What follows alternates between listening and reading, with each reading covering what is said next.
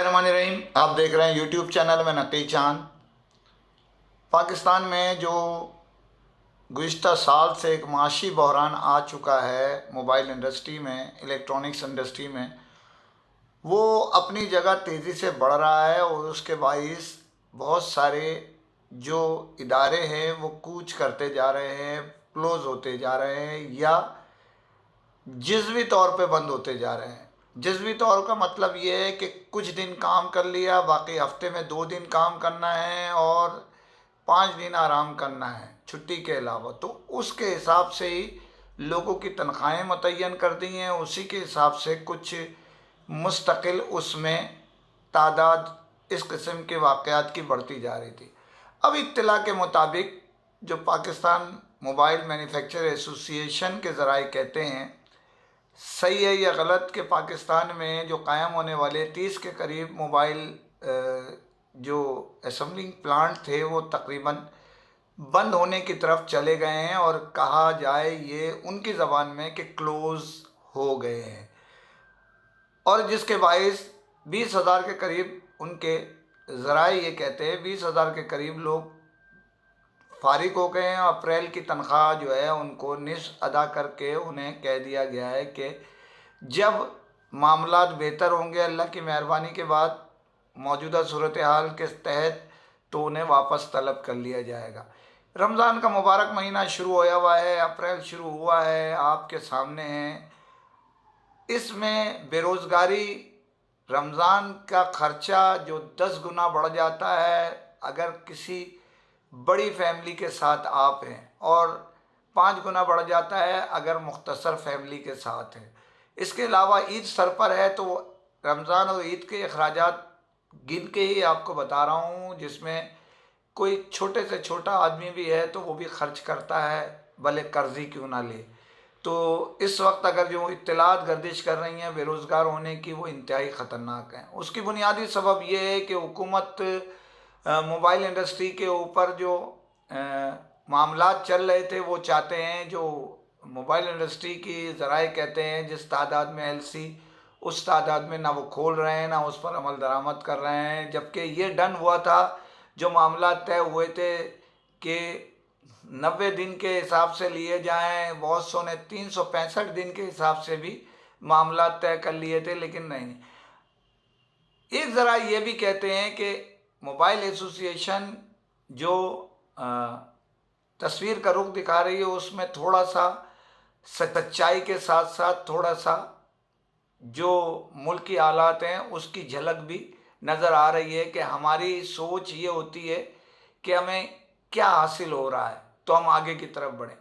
हम अक्सर मिसाल देते हैं कोरिया की, हम मिसाल देते हैं चाइना की, हम मिसाल देते हैं, ये नाचीज़ दे चुका है कई मरतबा, बांग्लादेश की, हिंदुस्तान की, जहाँ एक्सपोर्ट करने पे जो परसेंटेज दिया जाता है वो बहुत ज़्यादा है पाकिस्तान से। इसी बुनियाद पर वहाँ वियतनाम की, ख़ास तौर पे वियतनाम एक छोटी सी जगह है लेकिन वहाँ सैमसंग का वो जो है वो बिलियन रुपीज़ में है एक्सपोर्ट वहाँ से, तो जिसके बाइस वहाँ फ़रोग़ हो रहा है, तरक्की हो रही है, डॉलर्स आ रहे हैं एक्सपोर्ट करने से। इसी तरह पाकिस्तान में, लेकिन क्या जो सिस्टम चल रहा है पाकिस्तान में, अगर ये फ़रोग़ जो पहले कोटा सिस्टम मिल रहा था तो देखा ये गया जो मोबाइल पाकिस्तान में असेंबल करके बिक रहे हैं वो ड्यूटी देने के बाद भी सस्ते पड़ रहे थे यहाँ के मुकाबले में। उसकी बुनियादी वजह यह है कि जो कंपनी रेट फिक्स करती है, डिस्ट्रीब्यूटर्स का या असेंबलिंग प्लांट वालों का इससे कोई ताल्लुक़ नहीं होता, वो फिक्स करती है कंपनी। कंपनी ने हॉट केक बनाया हुआ है पाकिस्तान को, जो बेहतर से बेहतर रेट होते हैं वो देते हैं अपने मामलात को मद्देनज़र रखते हुए।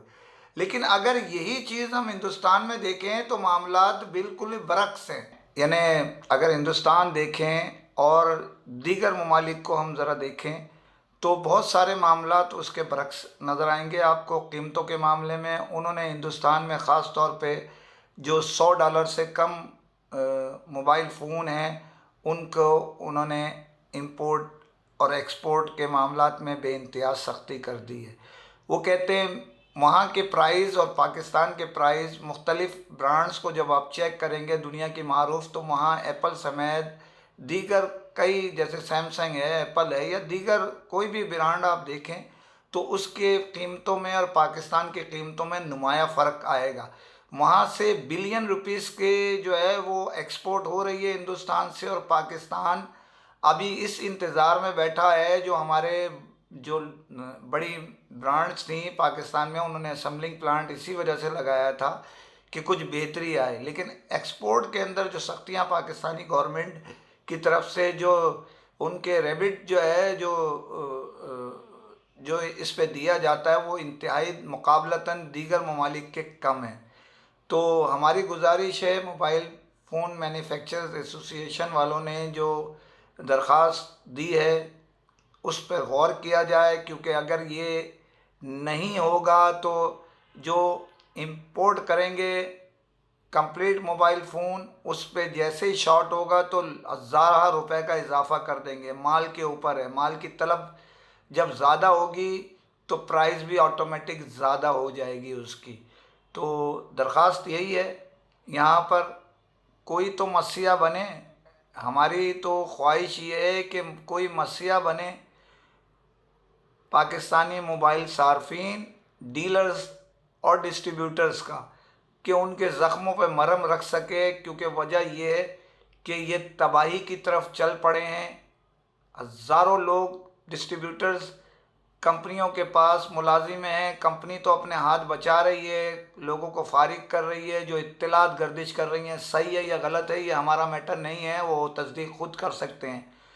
تو ڈسٹریبیوٹرز رمضان کے مہینے میں جیسے میں نے پہلے بتایا پریشان ہیں، اسمبلنگ پلانٹس کے لوگ پریشان ہیں، ڈیلرز پریشان ہیں کسٹمر نہ ہونے کی وجہ سے۔ اس کی بنیادی سبب ریٹ میں بہت بڑے پیمانے پہ اضافہ ہے۔ یہ اضافہ میرا خیال ذاتی یہ ہے کہ آپ اسمبلنگ پلانٹس والوں کو، کمپنیوں کو ملا کے ریٹ کو نیچے لائیں۔ جب ان کو فائد ہو رہے ہیں حاصل، تو جب ان کو ڈیوٹی نہیں لی جا رہی، ابھی بجٹ تک تو یہ معاملہ آگے کی طرف چلا گیا ہے، جو معاملات تقریباً ان کے طے ہو گئے ہیں آپ کے ساتھ۔ اب جو کوٹے پر جو اطلاعات ہیں صحیح ہے یا غلط، کہ آپ اگر حکومت دینا چاہتی ہے کم، اور جو ڈیمانڈز ہے مختلف اسمبلنگ پلانٹس کے جو ذمہ داران ہیں ان کی، تو بیچ میں فیصلہ کیجئے اور ایل سی کھولنے دیں۔ را میٹیریل نہیں آئے گا تو پھر اللہ ہی نگہبان ہے۔ وہ کہتے ہیں کہ اگر آپ چیک اینڈ بیلنس رکھیں گے تو جملہ وہی ہے کہ ہر شاخ پہ الو بیٹھا ہے، انجام گلستاں کیا ہوگا۔ تو پلیز توجہ دیجئے منسٹر صاحب، ہمارے لوگوں کے زخموں پر آپ مرہم رکھیں، اور ہمارے جو کام کرنے والے یہاں ہیں وہ ڈسٹریبیوٹر، ڈیلرز اور موبائل صارفین کے زخموں پہ مرہم رکھیں تاکہ وہ خریداری کر سکیں۔ بہت شکریہ۔ جانے سے پہلے پھر اپیل، چینل سبسکرائب کیجئے تاکہ خبریں آپ کو وقت سے پہلے مل سکیں۔ فی امان اللہ۔